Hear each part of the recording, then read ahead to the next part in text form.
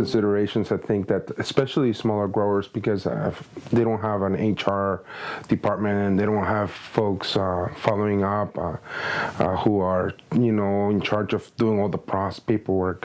One of the biggest considerations I would say tell a small grower is to get their housing in order prior to submitting their ETA 790s or their contracts that are submitted in order to partake of the foreign labor certification program. I would say that the biggest thing is that employers need to know that the program is intended to ensure that domestic workers are hired and that we test the labor market so that if there is work and if there are folks that are needing jobs and that meet the qualifications of their job openings, that we give those folks the first shot at those jobs.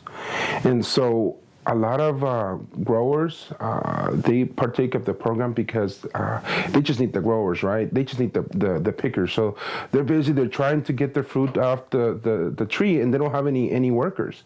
And so just give me 100, give me 1,000, give me whatever I need, give me 2. Right? And sometimes they're so busy they don't even, it has been my understanding and my experience that a lot of times they don't understand how complex the program is. And so I would emphasize to the growers that if you're partaking of the program, there are assurances that are under the program that they have to follow. And again, hiring domestic workers is very important. The housing has to be up to par and it has to be 100% free of defects and in compliance with the H-2A regulations, Department of Labor regulations, in order for workers to be able to reside within those facilities.